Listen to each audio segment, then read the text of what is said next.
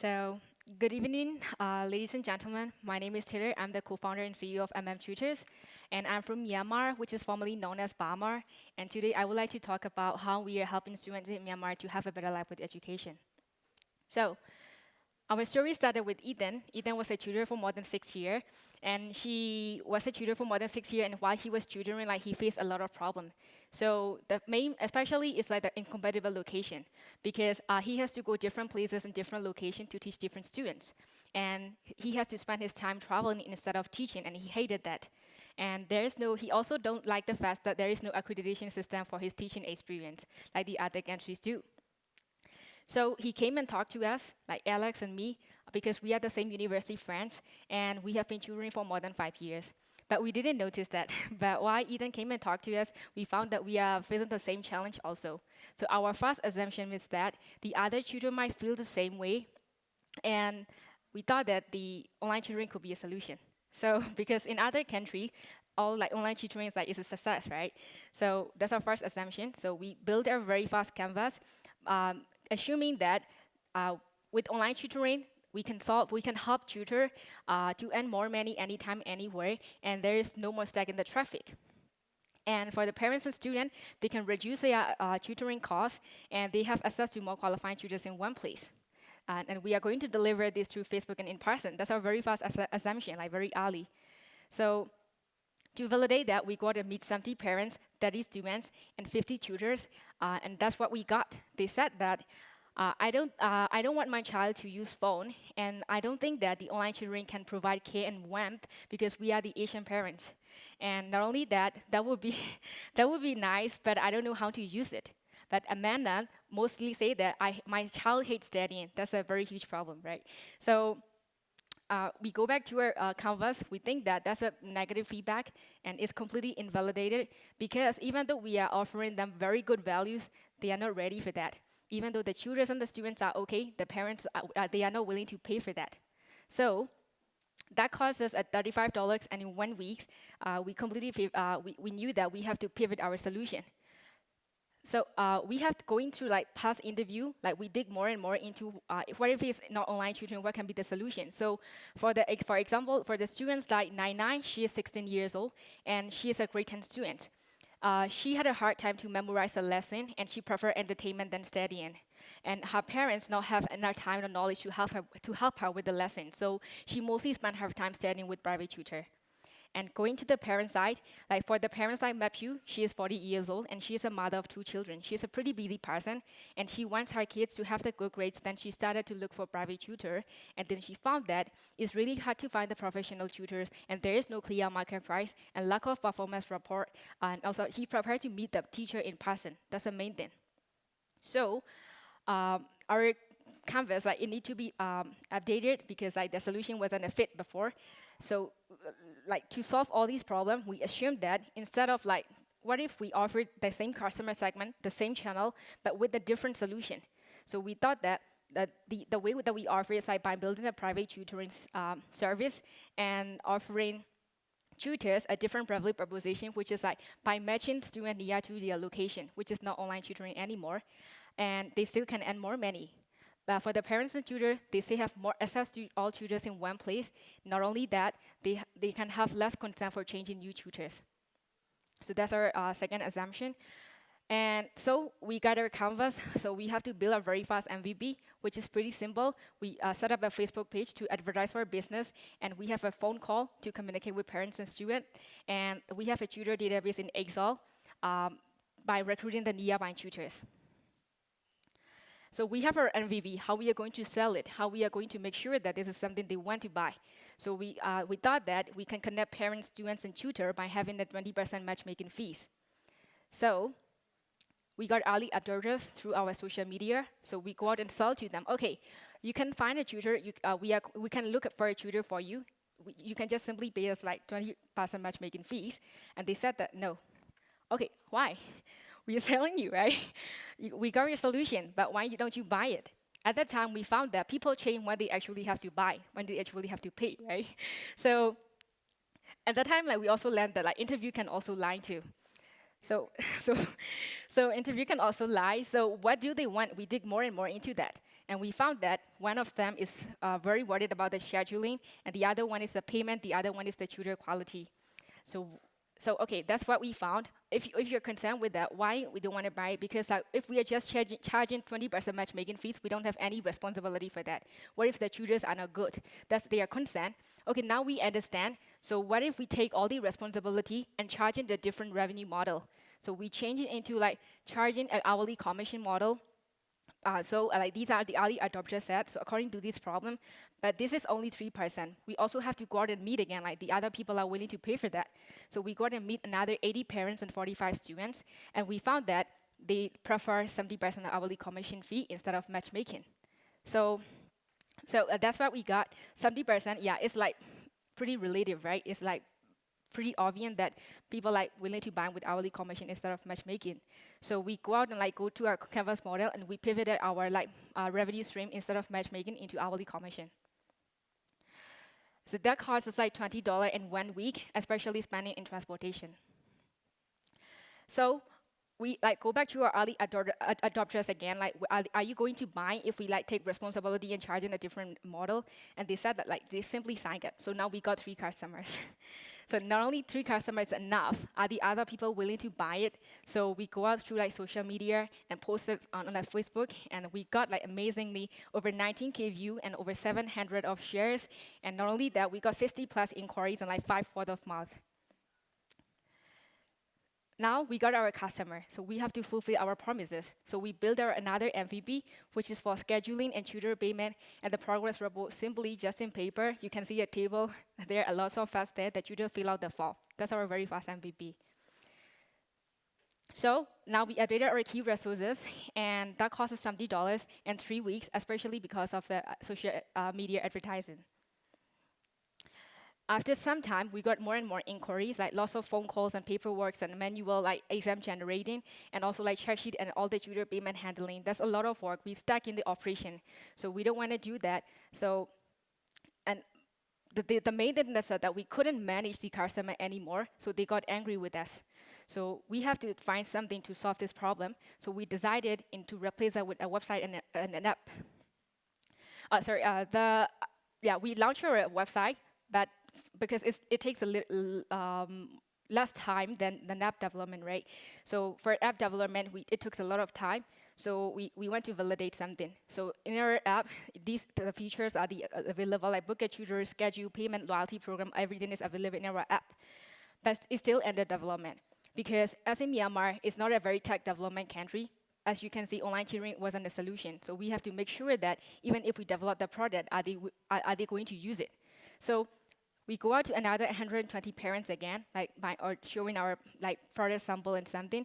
Like 90% of them replied to us that, okay, that's pretty amazing. Can I find a tutor now? And this is something that would definitely help my child. So that's the pretty positive feedback for us. So we think that in order to replace the paperwork with an application, it's okay. So we replace our like social paperwork with social media, web, and a app. And it costs us $0 in 3 weeks because we are very lucky that we got like tech team member join us, so we don't have to pay anything for that. But in the future, we have to like pay something, right? So the cost structure will be salary, marketing, tax, and the server fees. That's our like cost structure. As a business, in order to like grow in the future, we need some partners. So we partner with like four partners, and one of them is the biggest private teacher association in Myanmar for the teachers supply. And with our partners, we hold this education event with over 600 attendees of parents, students, and tutors. And not only that, we go to university for recruiting more tutors, and the university student and the rector, they also support us. We got 3,000 tutors signed up.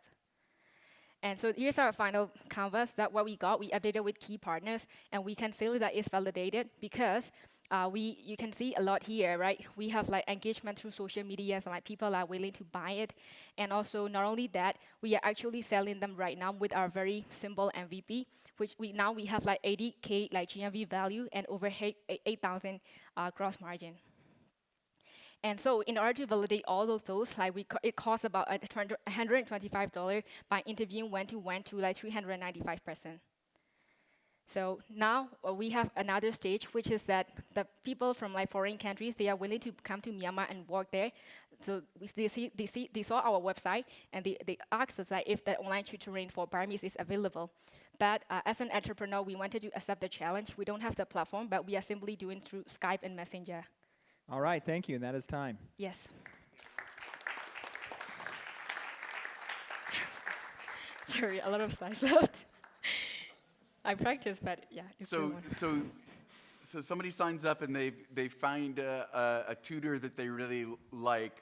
What stops the parent from just forming a relationship directly with the tutor, and I don't need the platform anymore? Yes. Okay, so that's a very good question. So the first matchmaking model, if we are going through the matchmaking model, it's the same. That's something that is also very how can I say? Just matchmaking 20% is also the revenue model that the other countries are using. So we wanted to test that. But if we are just doing this way, there can be a lot of leak fraud. What is the tutor and the person they meet and they don't want to pay us anymore? So there can be a leak fraud. But after like digging through our customer like problem, we found that the way they want is like they want more value-added services. And then we find a way that how to sell them is like we are not selling the tutors, we are selling our service. So if like the business, the nature of the business, it can be successful. If we can we don't have to rely on tutor and we can just rely on our system. The students can rely on themselves for self-assessment, self-improvement. It's all on them because we have all their data. The tutor is just a facilitator to help them study the lesson, but the student, they can practice in our app by like having like many different like exam database. But like doesn't that conflict with some of the early customer feedback that you got from Maifu was who said that, look, I want to meet the person, right? And now you don't need tutors at all? That seems to be in conflict with earlier evidence. No, it's like we still need a tutor, but we don't depend on tutor anymore. Like the tutor teach, but how do we make sure that the child is helping child to progress, right? So what we make is like the tutor teach the lesson. Let me No, that's okay. Just explain it. That's fine. Yeah, just like there you can see the check sheet. The tutor have to recall all the daily activities all the daily lesson that he teach, and also like the homework. So based on that, after all the chapters, the student can check themselves like if they are improving, right? So if it's not improving, we all have data that the tutor is not making well. So we can replace the tutor anytime. Okay, That's I understand. I understand. I'm still trying to figure out that. Unless I'm misunderstanding you, it still sounds like that's in conflict with earlier evidence, right? Because if the customer said, I want to be able to meet the person, just giving them a checklist, I mean, maybe it'll work, you don't know yet, right? But doesn't that at least something you have to explore more because it comes in direct conflict with earlier customer evidence? Okay, so let me confirm your question. Is that like, are you thinking, or are you seeing the way that we represent is like the tutor is not together with the student? It's not like that. The tutor go to their home, they teach the student, they fill our records, and we all have the data. We do self-assessment. Okay, now I understand. Okay, thank you. Can you talk some about the price? Who sets the price? So you talked about the 70% commission, but okay. Is it standard or? Yes. You mean like who set the price, right? So before the matchmaking fees, we try to set our own price, but all things change. In order to talk about how we get our revenue model is a little bit long story, because in Myanmar, there is an Uber and Grab came in. At the time, I was working at Uber, so I had like a very good time to learn about the marketplace more in Myanmar. So they competed, and yeah, I found that like if we are starting to do hourly commission, what I learned from Uber can be applied here, which is that Uber, they don't want to change the price, but in Myanmar, Grab came in, they set the price, which is like from A to B is 3,000 normal. But Grab also can offer like 3,000 is like the same, right? But Uber cannot. Uber charge like more of that amount, so no one buy it. So that's a problem. So at that time, we found that if we are going to change hourly commission, we cannot raise the price. So at that time, we let them to set the price, but at 10% of the amount we are going to charge for you because we are providing our service. If they accept that, and then they are going to buy us. So there can be a leave for it, no, because it's simple. If you want our service, you simply give money. If you don't want our service, you don't have to give any money. So now the tutor set the price. So there can be no conflict with that. But if the tutor set too high, they don't have students. Yes. Do you mind going back to your latest Canvas? Because you had a bunch of key partners there. Yes. I was just curious. I didn't quite understand. This one? So you have universities, Private Teachers Association, Crown Education, EduLink. It seems to me like you're partnering with a lot of people. I was just curious, what are they bringing to your startup? Like, why are you partnering with all of these folks? Yes. Okay, for the first one, as a top university, for the top university in Myanmar, the way we tutor is that as soon as we finish our matriculation exam, 16 years, so I'm a 16-year, I can become a tutor if I have many distinctions. So I can automatically become a tutor. So top university, they are our right target. So we go to different, we went to meet all the rectors in order to recruit more and more tutors every year. That's why it's not like a partnership. It's more like giving to them, building the network connection. And the second one is the Private Tutor Association. This is also the same.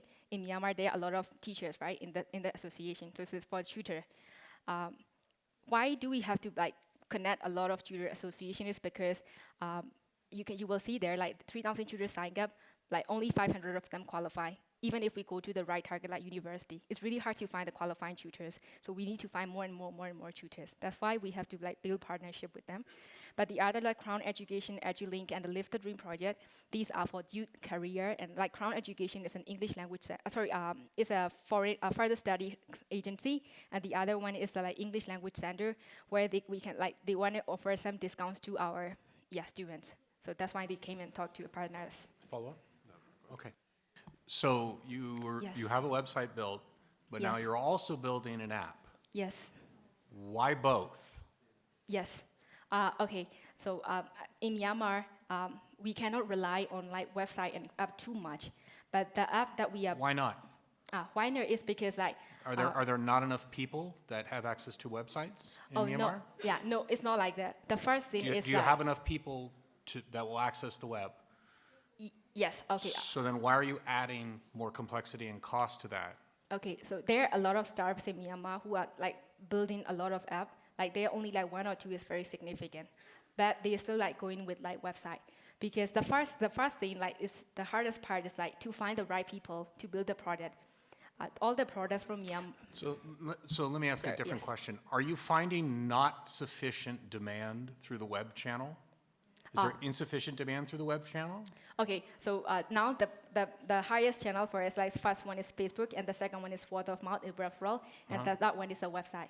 Okay, but so are you finding insufficient demand? Is there not enough people coming through the website, or is there enough people that you can manage? No, not zero. People coming through the website, especially very educated and very advanced parents, but which is pretty few. Only in order to combat these three channels, this is the latest one. Especially who are willing to learn languages. For example, learning English or learning Chinese. So around 20 age, adults, very familiar with technology. These kind of come and they want to check the website.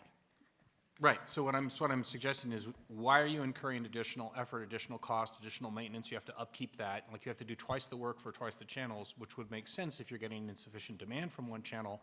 But if the web is dealing with enough for now, why not concentrate on the web until you have more? Right? Yeah. So that's a good question, because Actually, it is a good question, but we don't have time. Thank you. Thank you. Thank you. Thank you.